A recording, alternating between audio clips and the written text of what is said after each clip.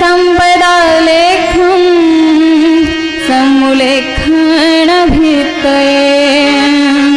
सच्चिदानन्दरूपाय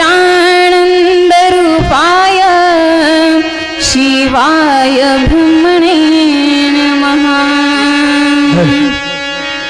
शिवस्वरूपोऽपि जगत्स्वरूपं स्वात्मस्वरूपोऽपि परस्वरूपं नित्योऽपि नित्यं नित्यरूपं तस्मै नमः श्रीगुरुवे भूताय।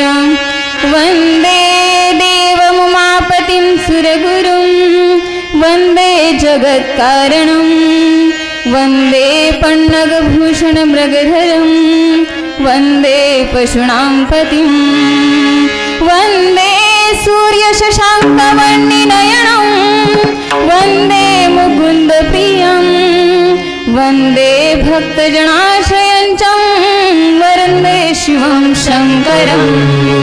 सदाशिवसमारम्भां शङ्कराचार्यमध्यमम् अस्मदाचार्यां पर्यन्तां वन्दे गुरुपरम्पराम्।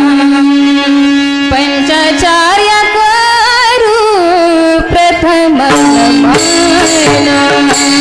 पञ्चाचार्यकरु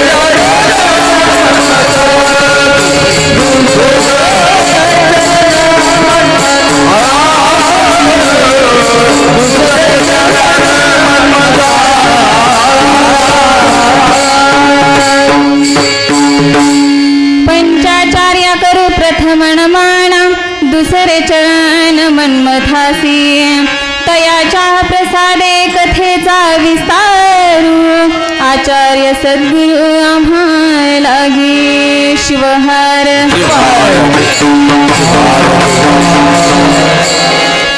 जय जयाजी सदाशिवा परब्रह्मा द्वयानंद वैभवा नमो तुझ देवादिदेवा परमेश्वरा जगद्गुरु आता नमोची शक्ती जी जगन्माता पार्वती अज्ञजना उत्तम गती जयाची अनुग्रहे वेदा परशिवा परब्रह्मा नेनवे तुझा महिमा साकार होऊन आम्हा पूर्वीसी हेतू इच्छित श्री सद्गुरु कृपे करुण आदी नमो शिवगण जे कामर सर्वहून तयास प्रेमे शरणमीश्वर।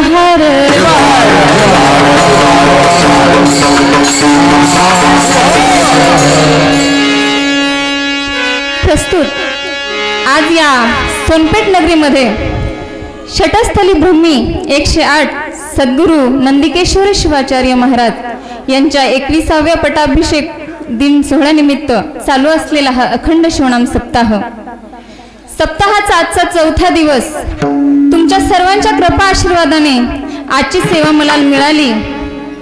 सर्वप्रथम मी या ब्रह्मांडाचा नायक असलेला त्रिभुवनाचा स्वामी असलेला भगवान शिवाला अनंत कोटी कोटी प्रणाम करते।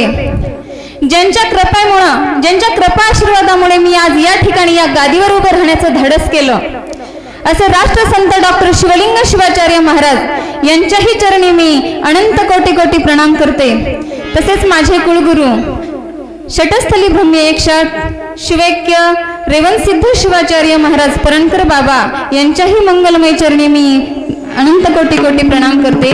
तसेच या ठिकाणचे मठाधिपती षटस्थली भूमी 108 सद्गुरू नंदिकेश्वर शिवाचार्य महाराज यांच्याही चरणी साष्टांग नमस्कार। तसेच नीलकंठेश्वर सद्गुरू महाराज यांच्याही चरणी नतमस्तक होते। तसेच चन्नबसव शिवाचार्य महाराज यांच्याही चरणी नतमस्तक होते। तसेच ज्यांनी मला जन्म दिला हे जग दाखवलं आणि जे आता सध्या माझा म्हणजे माझ्या आई वडिलांसारखाच माझा सांभाळ करतात असे माझे आई वडील आणि माझे सासू सासरे यांच्याही चरणी मी अनंत कोटी कोटी प्रणाम करते। तसेच ज्यांनी अनेक गावोगावी अनेक ठिकठिकाणी शिवभजनाचा वेळ लावला आणि आम्हाला सुद्धा सुंदर असा शिवभजनाचा प्रसाद जर कोणी दिला असेल तर माझे आदरणीय गुरुवर्य शिवरुद्र गुरुजी धुमाळ मसलेकर यांच्याही चरणी मी अनंत कोटी कोटी प्रणाम करते। तसेच या ठिकाणी उपस्थित असलेले गान गंधर्व गान कोकिळा असं गायन करणारे सुंदर गायक मंडळी तुम्हा सर्वांच्या चरणी मी नतमस्तक होते आणि पंचक्रोशीमधून आलेले सर्व भजनी मंडळ तुम्हा सर्वांच्या चरणी मी अनंत कोटी कोटी प्रणाम करते। तसेच ज्यांनी मला या प्रपंचामधून परमार्थाकडे वळवलं असे माझे पती परमेश्वर ज्यांनी माझ्याकडून कीर्तनाचा परिपूर्ण अभ्यास करून घेतला आणि घेतात यांच्याही चरणी मी अनंत कोटी कोटी प्रणाम करते। तसेच या सभा मंडपामध्ये उपस्थित असलेले सर्व श्रोते तुम्हा सर्व ईश्वरीय चेतनांना मी अनंत कोटी कोटी प्रणाम करते। नमस्कार माझा छोटे लहान थोर, नमस्कार माझा छोटे लहान थोर,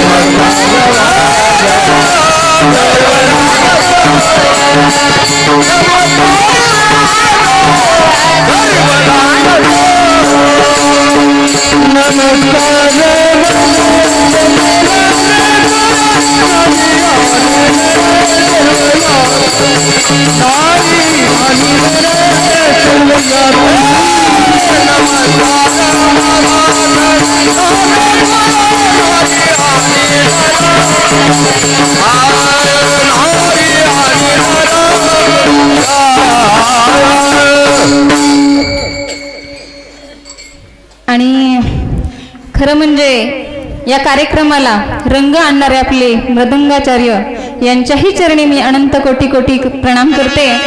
आणि पुन्हा एकदा सर्व सद्गुरूंना नमस्कार करून मी माझ्या कीर्तनरूपी सेवेला प्रारंभ करते. तुझे नाम रे घेऊने उभी राहिले कीर्तने, काही नाही पाठांतर केवळ ज्ञानी पामर शिवहर.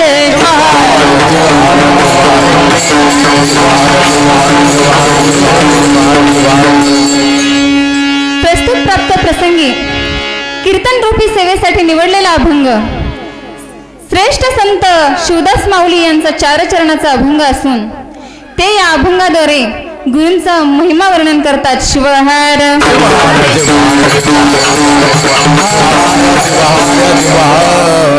शिवदास स्वामी सांगतात, सर्व देवासी गुरु थोर, सर्व देवापेक्षा गुरु श्रेष्ठ आहेत म्हणून सांगतात. त्यासी भजू निरंतर, त्यांची आपण अखंड भक्ती करू असं सांगतात. आणि गुरु हे त्रिभुवनाचे मालक आहेत. गुरु तोची सर्वाधनी भाळ ठेवू या चरणी. अशा या त्रिभुवनाच्या मालकांना आपण नमस्कार करू असं सांगतात. आपलं जे मस्तक आहे, आपलं जे हे डोकं आहे त्यांच्या पायावरती ठेवू असं सांगतात. आणि गुरु एवढंच नाही तर त्यांचा खूप मोठा अधिकार आहे म्हणून सांगतात. सद्गुरु तो सर्व माय भाळ ठेवू ध्यानी धावू त्याचे पाय. सद्गुरु ही आपली आई आहे म्हणून आपण आपल्या चित्तामध्ये अखंड गुरूंचे स्मरण केले पाहिजे असं सांगतात. आणि शिवदास माऊली सांगतात की एवढं ज्ञान प्राप्त करून देणारे आपले गुरु शिवदास म्हणे, गुरु तया माझा नमस्कार. अशा गुरूंना आपण नमस्कार करू म्हणून सांगतात. शिवहार.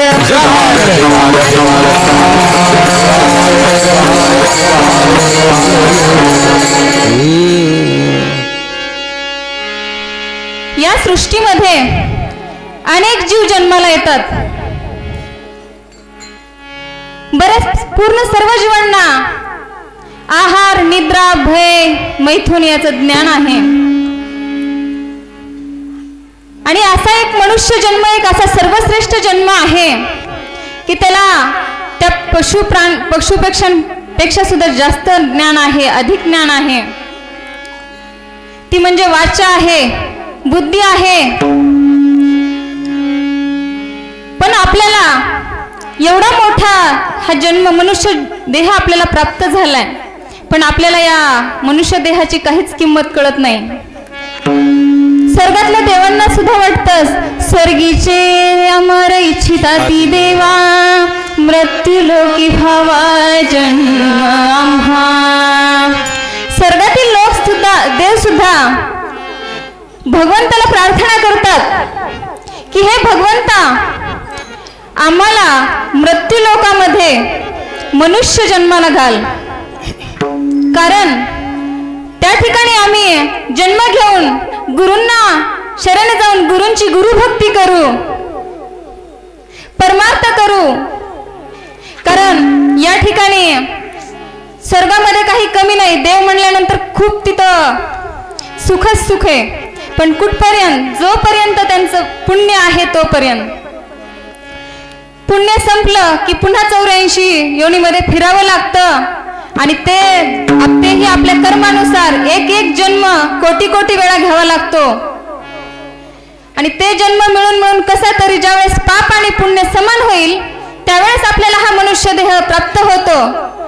मग प्राप्त झाल्यानंतर काय केलं पाहिजे? परमार्थ केला पाहिजे. मग परमार्थ करण्यासाठी सद्गुरूंची गरज असते.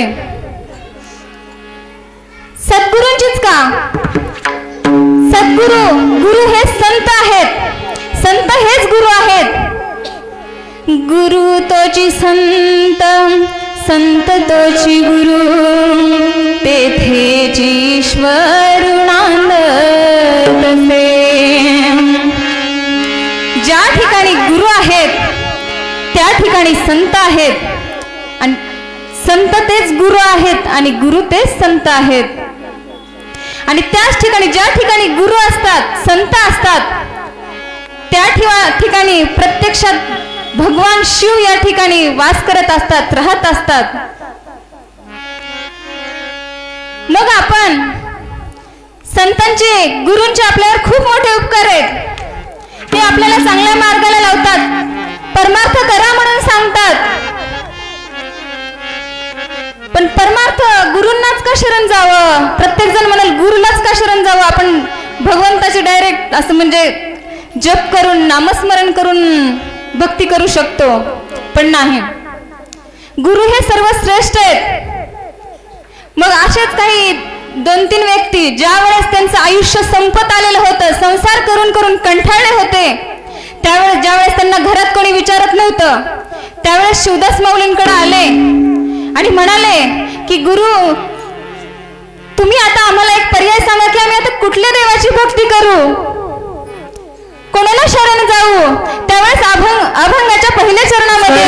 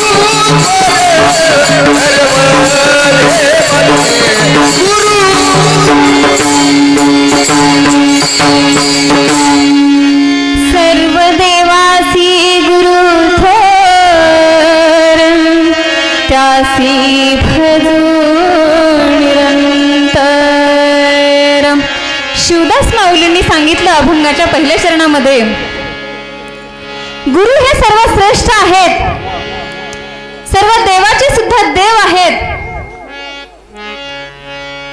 गुरु आपल्याला या अज्ञानाच्या अंधारातून ज्ञानाच्या प्रकाशाकडे नेत असतात. खरा मार्ग दाखवणारे गुरु असतात. त्या परमार्थापर्यंत पोहोचवण्याची ताकद फक्त गुरूंमध्ये असते.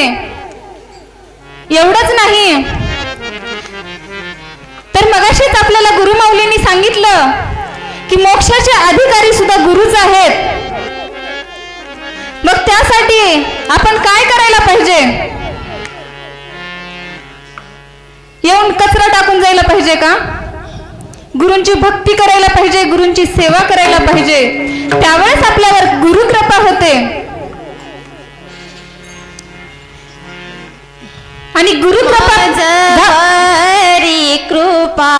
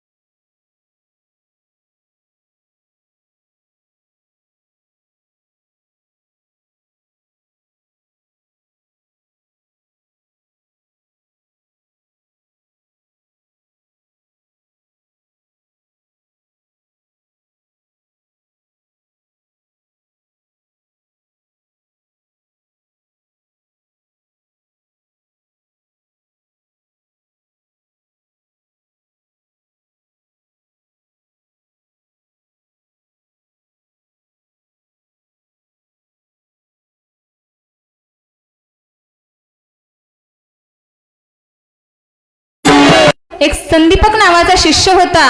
तो पटकन उठला आणि म्हणाला, गुरुवर्य, मी तुमची सेवा करायला तयार आहे.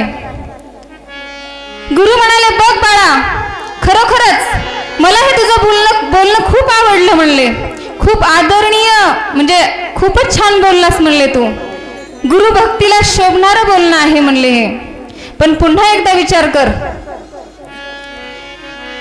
की तू माझी खरोखरच सेवा करू शकतोस का? माझी सेवा अशी आहे, ऐक म्हणले. 1 नाही 2 नाही, 21 वर्ष सेवा करावी लागल. मी आंधळा होईल, कुष्ठरोगी होईल, पूर्ण अंगावरती कोड फुटेल, शरीरातून पूर्ण रक्त बाहेर येईल, अशी अवस्था होईल. त्यावेळेस संदीपक म्हणाला, गुरुदेव, तुमचे जे हे रोग आहेत, हे जे भोग आहेत, ते 21 वर्ष मी भोगतो, तुम्ही मला द्या. अशी भक्ती अशी गुरुभक्ती त्या संदीपकची होती. आपल्याला साधं काही कष्ट न लागता साधा विना सुद्धा घ्यायला नको वाटतो. फक्त मुखाने नामस्मरण करायचे आणि गळ्यामध्ये विना अडकून फक्त ते शिवाचं भजन करायचे. ओम नमः शिवाय, ओम नमः शिवाय, ओम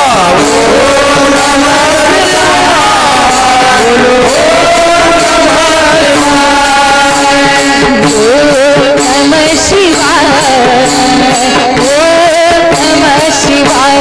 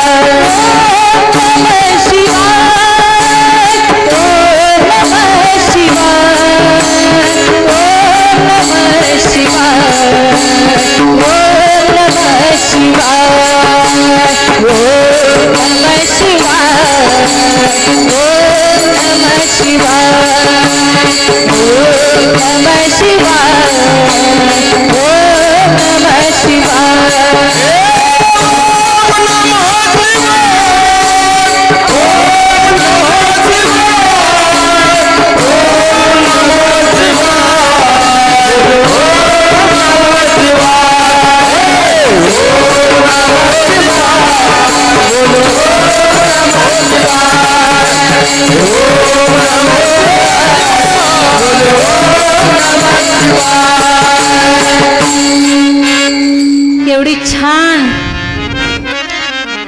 जे आपल्याला मोक्षाकडे नेणारी, गुरूंकडे नेणारी भक्ती आपल्याला करू वाटत नाही, विना सुद्धा घेऊ शकत नाहीत आपण. मी 2 वर्षापूर्वी या ठिकाणी आले होते.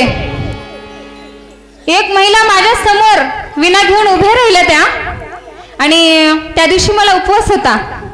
मी बसले, सर्वजण जेवायला गेले. त्यांनी मला बोलावलं, तुम्ही 10 मिनिट विना घेतात का म्हणल्या. मी म्हणले हो. घेतला. त्या गेल्या. पुन्हा त्यांचे 10 मिनिट काही लवकर झाले नाहीत. मग मी पाहिलं, त्यांना आवाज दिला पण त्या काही आल्या नाहीत. मीही तसंच केलं. दुसऱ्या मावशींना म्हणलं, मावशी इकडे यावं. मला तर उपवास होता. इकडे यावं मावशी म्हणलं, जरा आत्ता 2च मिनिटात पाणी पिऊन आले म्हणलं. तुमचं 5 मिनिट विना घ्या म्हणलं. मी आलेच. मी तेव्हापासून 2 वर्षापूर्वी आत्ता आले. शिवहार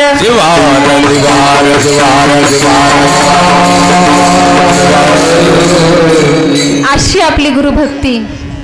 मग आपल्यावर कशी गुरुकृपा होईल, कसं आपण त्या गुरूंची कृपा आपल्यावर कशी होईल, कसं मोक्षाची प्राप्ती करून घेताल आपण. मग त्या संदीपक 1 नाही 2 नाही असे 21 वर्ष सेवा करायला तयार झाला. आणि गुरु महाराजांना म्हणाला की गुरु महाराज, तुमचं जे दुःख आहे ते मी माझं समजून तुमची पूर्ण सेवा करायला, गुरुभक्ती करायला मला आवडेल आणि मी तयार आहे. मग गुरुनी खरोखरच काही दिवसांनी त्यांच्या पूर्ण शरीरावर कोड फुटले, कुष्ठरोगी झाले, आंधळे झाले, पांगळे झाले, लुळे झाले. अशी त्या गुरूंची प्रकृती झालेली. आणि त्यावेळेस त्यांना ते भोग कर्म त्या ठिकाणीच करायचे नव्हते गुरुकुलमध्ये, तर काशीमध्ये करायचे होते. त्यावेळेस तर वाहनांची, गाड्यांची काहीच व्यवस्था नव्हती. त्या शिष्यानं खांद्यावर काशीला नेलं आणि घेऊन गेल्यानंतर, काशीला गेल्यानंतर त्यांची, त्या संदीपकची अखंड गुरूंची सेवा चालू होती. ते गुरु महाराज, गुरु सुद्धा आपली खूप परीक्षा घेत असतात. गुरु महाराज इतका त्रास देत होते त्या संदीपकला, त्यांच्या शिष्याला खूप त्रास द्यायचे. अगदी लहान बाळासारखं हट्टीपणा, हे पाहिजे ते पाहिजे, हे नाही मला ते टाकून दे, हे मला एवढा म्हणजे एवढा त्रास करत होते. पण त्या संदीपकला कधीच त्या त्रासाची काहीच खंत वाटली नाही किंवा काहीच वाटलं नाही. तो अगदी आनंदानं गुरूंची सेवा करत होता. त्या काशीमध्ये जाऊन सुद्धा काशी विश्वेश्वराचं दर्शन घेतलं नाही. काशी क्षेत्र निवास जाणवी चरणागतम, गुरुर्विश्वेश्वर साक्षात तारकं ब्रह्मणेश्वरम्. जे खरे गुरुभक्त असतात त्यांच्या ह्या गोष्टी लक्षात येतात. त्यांच्या लक्षात आलं होतं त्या शिष्याच्या की जे काशीमध्ये राहून जे पुण्य मिळतं ते गुरुजवळ राहिल्याने, ते राहिल्यावर ते पुण्य तिथं प्राप्त होत असतं. गुरूंचे त्या ठिकाणचं जे गंगेचं जे तीर्थ आहे ते गुरूंच्या तीर्थ, गुरूंच्या पायाजवळ मिळत असतं. आणि त्या ठिकाणी भगवान शिव काशीमध्ये प्रत्यक्षात गुरूंचं रूप म्हणजे विश्वेश्वर आहेत, भगवान शिवच आहेत. गुरु हे शिव आहेत हे त्या संदीपकच्या लक्षात आलं. कारण भगवान शिव सुद्धा काशीमध्ये काय करतात, प्रत्येक जण म्हणतो की काशीमध्ये मेला की मोक्ष मिळतो. बरोबर आहे, कारण त्या देहाच्या, त्या जीवाच्या कानामध्ये भगवान शिव तारक मंत्र सांगत असतात आणि त्या जीवाचा, त्या देहाचा सुद्धा उद्धार करतात. एवढी ताकद त्या काशीमध्ये आहे. आणि तेवढं सगळं काही गुरूंच्या भक्तीमध्ये त्या संदीपकनं पाहिलं होतं. गुरूंच्या सेवेमध्ये एवढा विलीन होता. अखंड चिंतन त्या गुरूंचं होतं.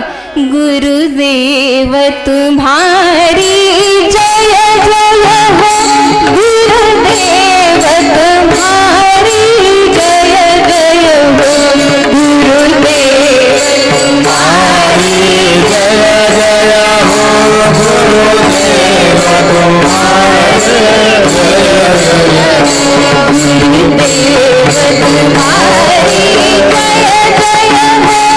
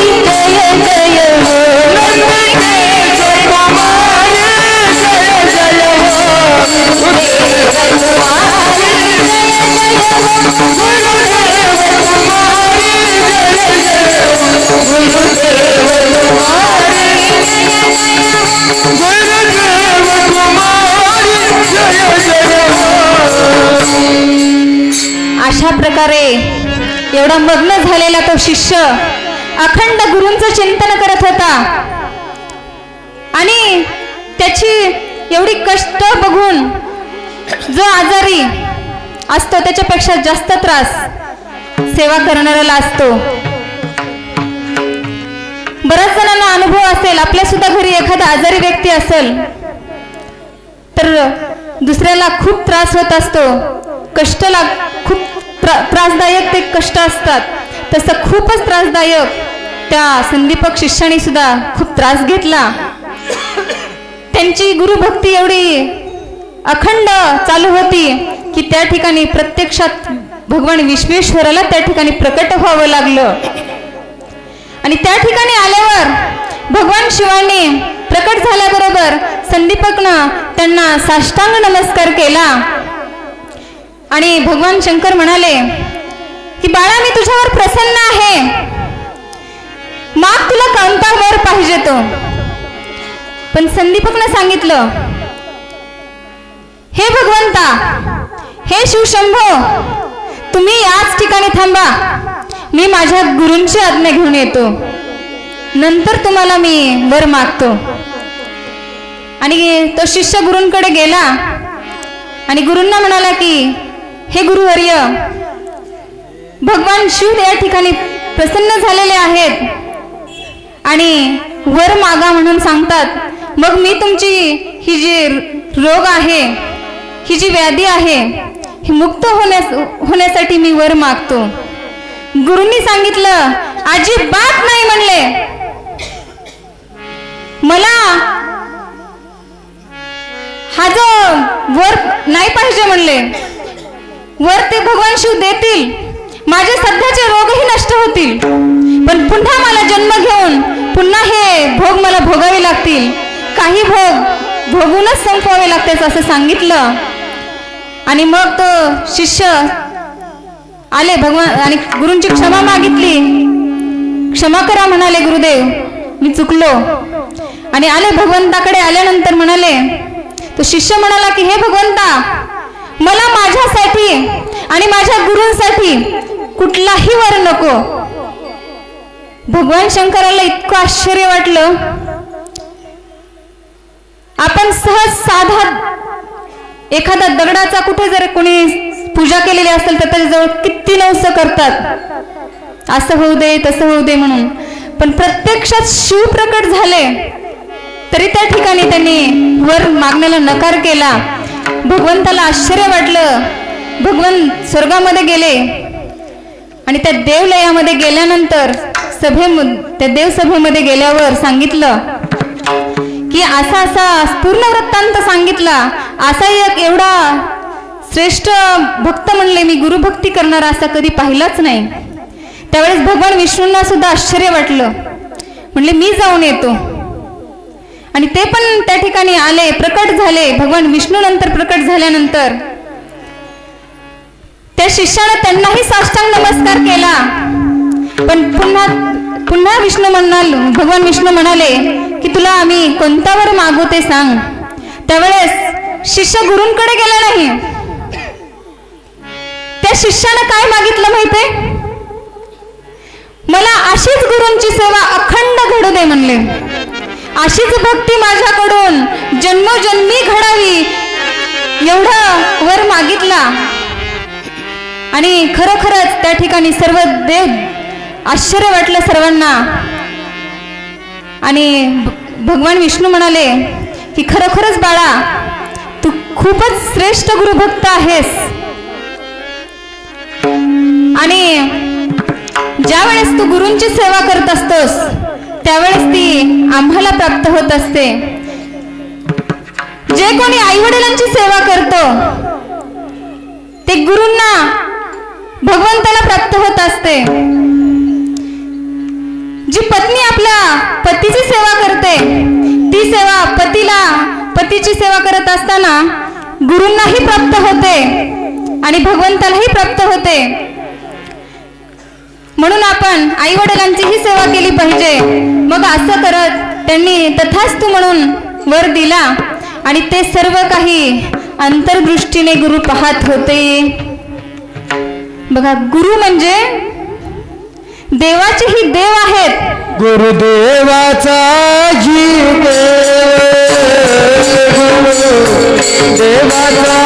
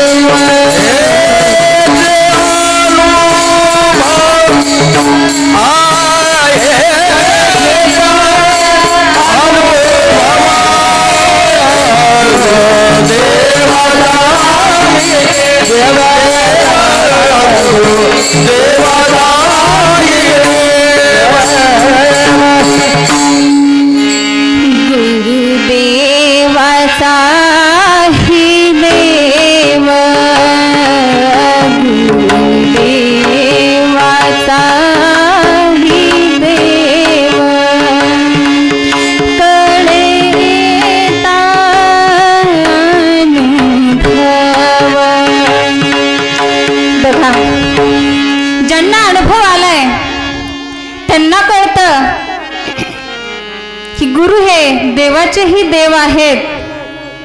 गुरूंची सेवा केली की ती देवाला मान्य होते. मग गुरु अंतर्दृष्टीने पाहत होते. गुरूंनी त्या शिष्याला जवळ बोलवलं आणि गुरूंनी सुद्धा त्या ठिकाणी असं सुंदर रूप घेतलेलं आहे. त्यांचे पूर्ण जे रोग आहेत त्यांच्या अंगावर फुटलेलं कोड सगळं नाहीसं झालेलं आहे. दिव्य असा प्रकाश पडलेला आहे.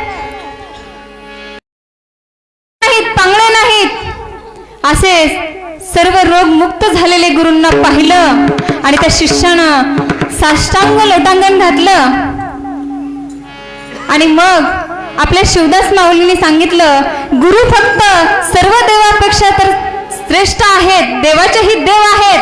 एवढंच नाही तर अभंगाच्या दुसऱ्या चरणामध्ये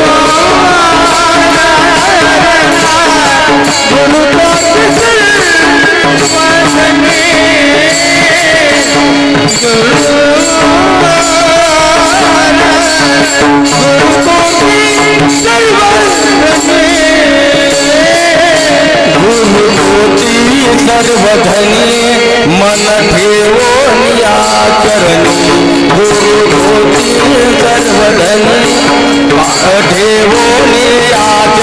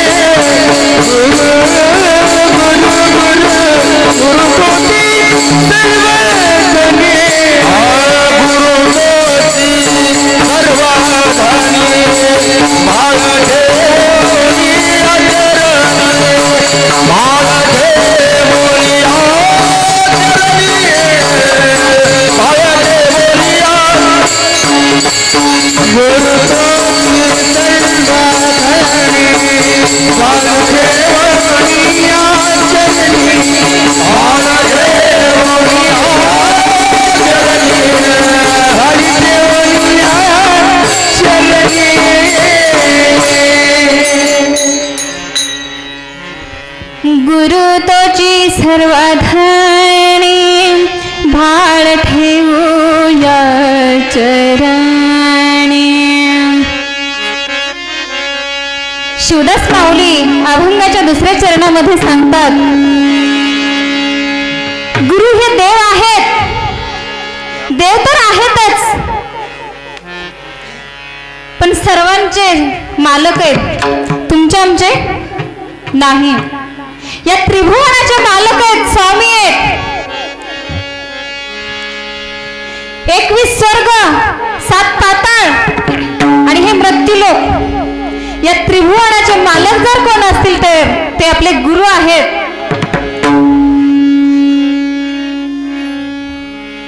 गुरुर ब्रह्मा गुरुर विष्णू गुरुर्देव महेश्वरा गुरुर साक्षात परब्रह्म तस्मै श्री गुरुवे नमः. गुरु हे ब्रह्मदेव आहेत म्हणून सांगतात का? त्याचं कारण आहे की आपल्यामध्ये जे वाईट विचार आहेत ते काढून टाकतात, आपल्यामधले चांगल्या विचाराची सृष्टी निर्माण करत असतात. म्हणून गुरु ब्रह्मदेव आहेत. गुरु हे विष्णू आहेत, कारण आपल्या सद्बुद्धीचं रक्षण जो करतात ते भगवान विष्णू करत असतात. आणि गुरु हे महेश आहेत, कारण आपल्यामध्ये जे षडरूपी आहेत किंवा जे वाईट विचार आहेत, जे वाईट आचरण आहे त्याचा संहार करतात, नाश करतात. असे गुरु असतात.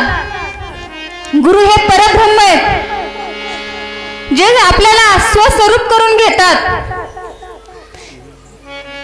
मग आपण अशा गुरूंची सेवा करायला पाहिजे, भक्ती करायला पाहिजे.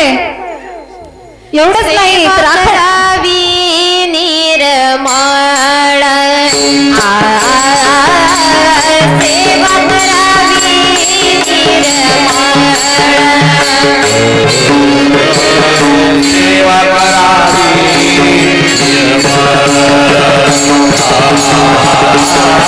सेवा करावी सेवा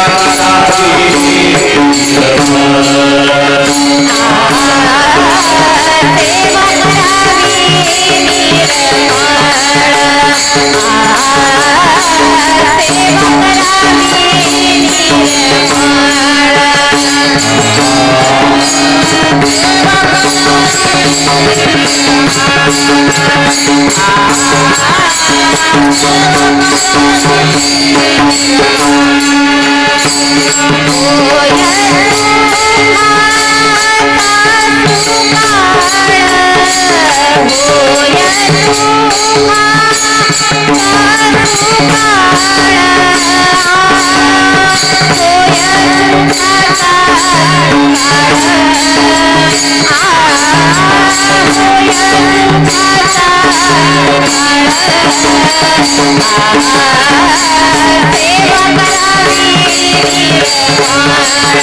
सेवा करावी सेवा करावी निर्माण होय सुखाचा सुखाळ होय सुखाचा सुखाळ होय सुखाचा सुखाळ सेवा करावी निर्माण होय सुखाचा सुखाळ होय सुखाचा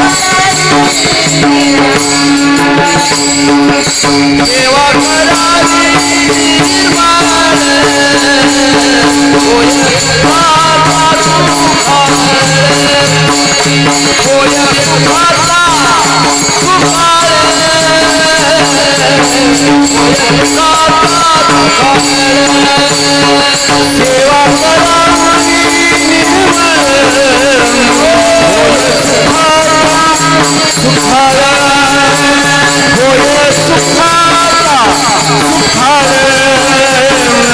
होय सुखाचा सुखाळ सेवा करावी निर्माण होय सुखाचा सुखाळ. बघा, आपल्याला जर सुख हवं असेल तर गुरूंची आपण तन मन धनाने आपण गुरूंची सेवा केली पाहिजे. कारण या जीवाचे मालक फक्त गुरु आहेत, प्रत्येकाला वाटत असेल. आणि आपण पाहतो पण बऱ्याच जणांनी या मठामध्ये एखाद्या पतीने पत्नीला येऊ दिलं नसेल, ती मालकी दाखवली असेल. एखाद्या पत्नीनं मालकाला येऊ दिलं नसेल, ती मालकी दाखवली असेल. पण कुठपर्यंतची आहे ती आपल्या काहीच कामाची नाही. या ठिकाणचे या जीवाचे जर कोणी मालक असतील तर ते आपले गुरु आहेत. आणि मग आपण त्याच्यासाठी गुरूंची सेवा करत असताना सतत त्यांच्या चरणावरती आपण डोकं ठेवलं पाहिजे असे संत सांगतात. तरच गुरु आपला उद्धार करतात. बघा, एक असाच मठ होता आणि त्या मठामध्ये भरपूर शिष्य राहत होते. त्या ठिकाणी दीक्षा संस्कार झालेला होता. बरेच शिष्य अखंड नामस्मरण त्या ठिकाणी करायचे. अखंड म्हणजे कधीच खंडन नाही, रात्रंदिवस. त्या ठिकाणचे बरेच मोठमोठे श्रीमंत लोकांनी त्यांना काही सोन्याचे भांडे, नाणे, धन धान्य, संपत्ती, इस्टेट भरपूर काही त्या मठाला दान केलेलं होतं. आणि दान केलेलं असताना मग गुरुमाऊलींनी सांगितलं होतं की या ठिकाणी कोणीही येईल, कोणीही जाईल, एक शब्द सुद्धा कोणी कोणाला काहीही म्हणायचं नाही. एकमेव फक्त आपलं भगवंताचं नामस्मरण करत राहायचं असं सांगितलं होतं. मग गुरूंची आज्ञा सर्व शिष्य पाळत होते. मग काही दोन चोरांना माहिती झालं की या मठामध्ये कोण पण येते आणि कोणीही जातं. त्या मठाला 4 दरवाजे होते जसे या मठाला आहेत. मग एका दिवशी काय झालं की ते 2 चोर, कारण त्या मठाला दरवाजाच नव्हता, म्हणजे लॉक नव्हतं, पुढे सुद्धा करत नव्हते. आणि मग ते 2 चोर आतमध्ये शिरले आणि त्याने पोत्यामध्ये ते काही सोन्याचे भांडे, नाणे भरले. त्यांनी पाहिलं त्या ठिकाणचं वातावरण की प्रत्येक जण गुरु आज्ञेमध्ये, गुरुच्या नामस्मरणामध्ये, भगवंताच्या नामस्मरणामध्ये विलीन आहेत. आपण येथून निघायला काही हरकत नाही. आणि आपण चाललो तरी बघून पुढे चाललेत लोक, आपल्याला तर कोण काही म्हणत नाही. चला आपण निघू. ज्यावेळेस त्यांनी ते पोते बांधले आणि दोघेही पहिल्या दरवाजाच्या दिशेने गेल्याबरोबर त्या ठिकाणी त्यांनी पाहिलं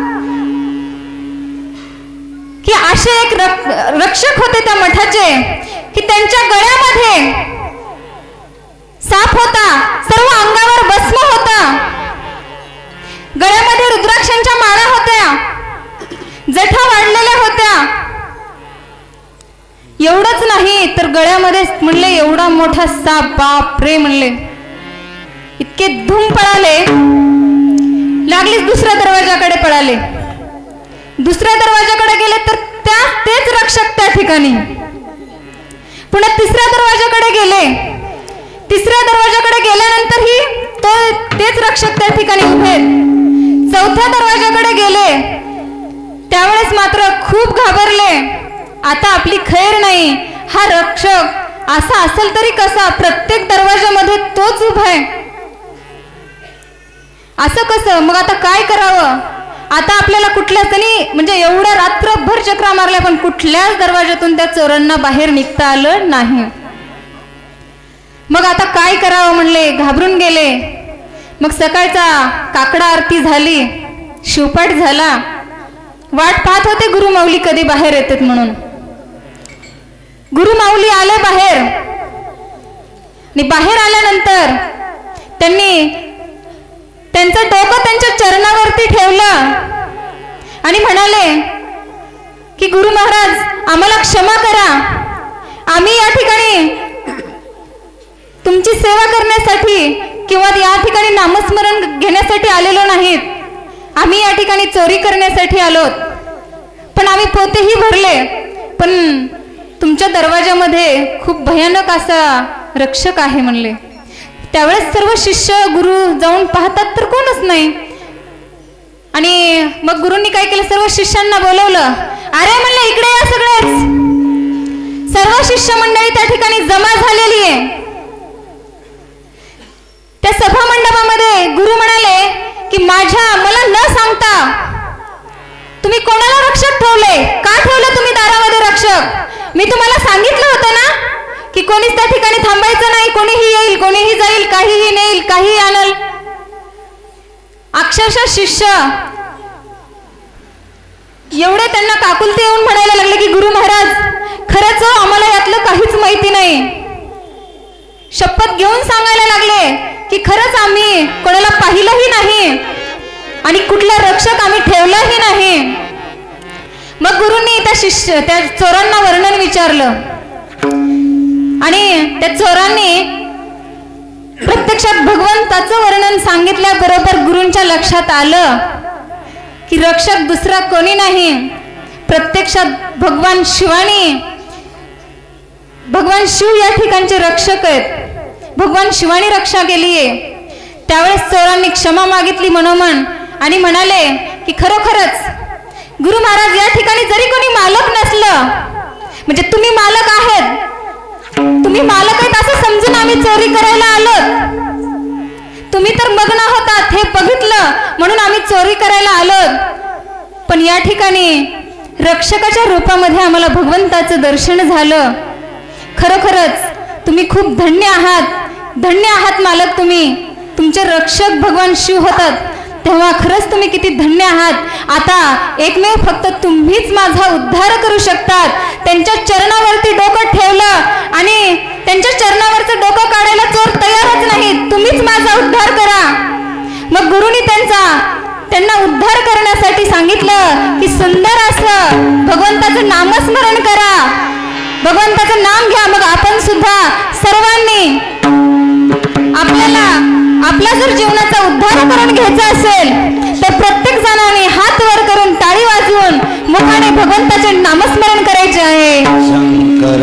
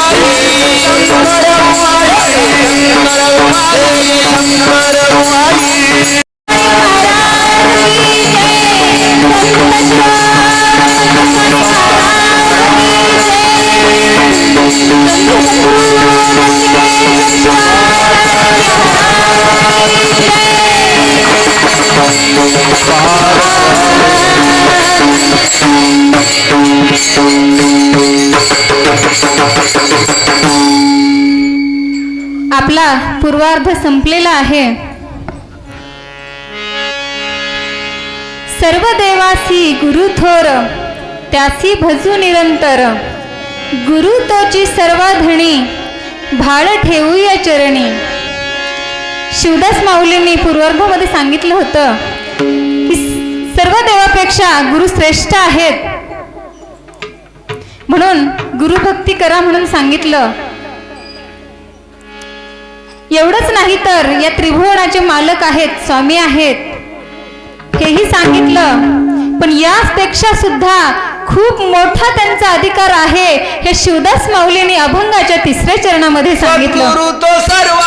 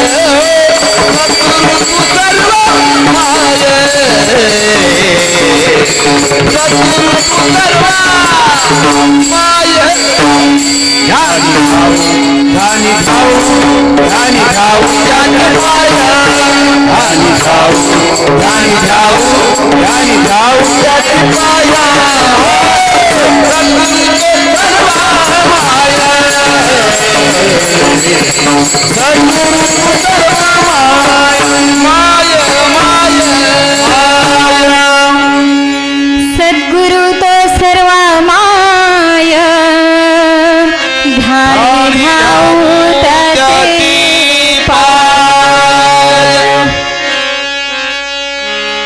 सद्गुरु ही सर्वांची आई आहे म्हणून सांगितलं शिवदास माऊलींनी अभंगाच्या 3ऱ्या चरणामध्ये. सर्वांची म्हणजे या त्रिभुवनामध्ये सर्वांची आई, सर्वश्रेष्ठ आई जर कोण असेल तर ती आपली गुरु माऊली आहे. गुरु माय आपली आई आहे. आपलं स्वहित करणारी गुरु आई, गुरु माता आहे. गुरु हीच माता आहे, गुरु हेच पिता आहेत आणि आपलं स्वहित करते सुद्धा गुरुच आहेत. गुरूंचं 2 रूप आहेत बघा, एक सगुण आणि निर्गुण. आपण म्हणताल की आपल्याला फक्त सगुण रूपामध्येच आपली गुरु माऊली दिसते, आपली गुरुमाई फक्त आपल्याला सगुण रूपामध्येच दिसते. सगुण रूप म्हणजे दिसणारं रूप आहे आणि निर्गुण रूप म्हणजे न दिसणारं. ज्यावेळेस आपली गुरु माऊली समाधिस्थ झालेली असते, बरेच जण म्हणतात अज्ञानी, गुरु मेले गुरु मेला गुरु मेला, म्हणणारा तो गेला, असं माझे सद्गुरु रेवणसिद्ध शिवाचार्य महाराज म्हणत असतात. गुरूंना मरण नसतं, गुरु माऊलीला कधीच मरण नसतं. जो एकनिष्ठ भक्ती गुरूंची करतो त्याला आपली गुरुमाई प्रत्यक्षात दर्शन देते. ही तिचं दुसरं निर्गुण रूप आहे. त्यांची समाधी जी आहे, संजीवन समाधी, ते निर्गुण रूप असं आहे आणि आपल्याला दिसणारं रूप म्हणजे सगुण आहे. जी आई आपल्याला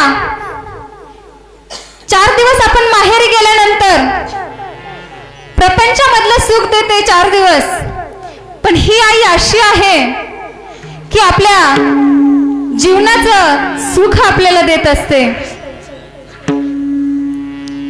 आपलं सुख कुठं आहे?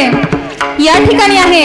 आणि खरं म्हणजे आपण बऱ्याच ठिकाणी अनेक गावोगावी सप्ताह करतात, त्या ठिकाणी पूर्ण सुख भेटत नाही. मठामध्ये पूर्ण सुख आपल्याला, पूर्ण भक्ती आपल्याला गुरु माऊली आपल्याकडून करून घेतात, खऱ्या सुखाची प्राप्ती करून देतात.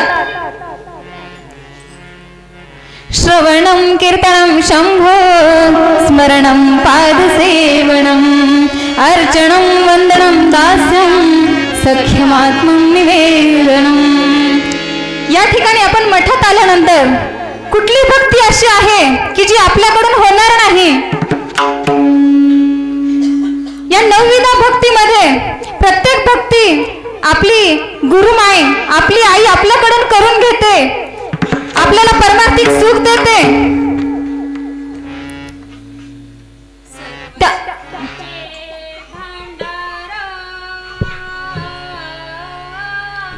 सर्व सुखाचे भांडार. ओ शिवहार शिवहार शिवहार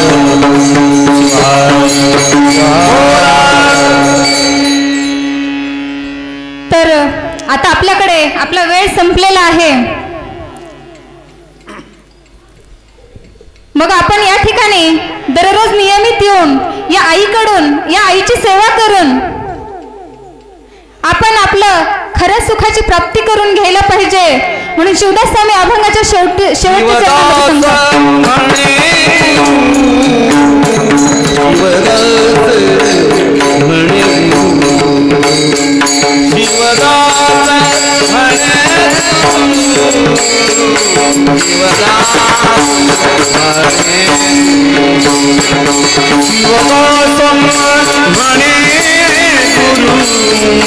शिवदासं म्हणे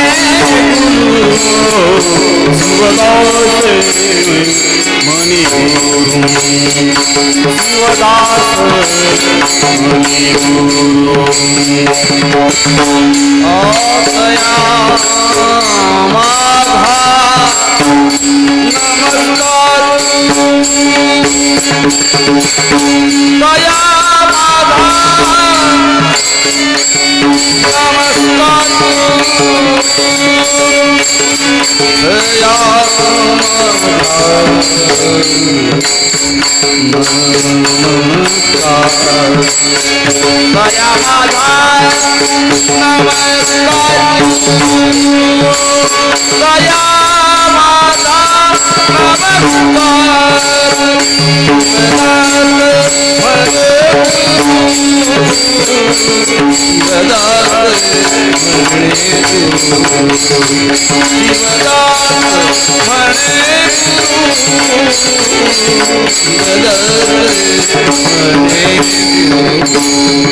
दया माधा नमस्कार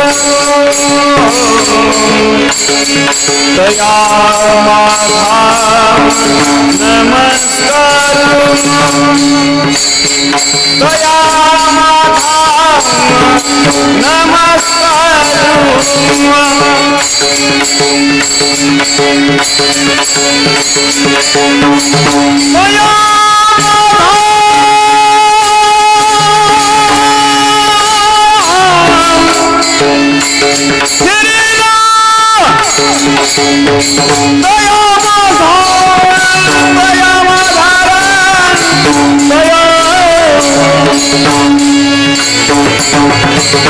दया नमस्कार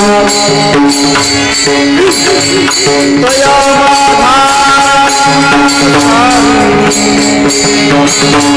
शिवदासं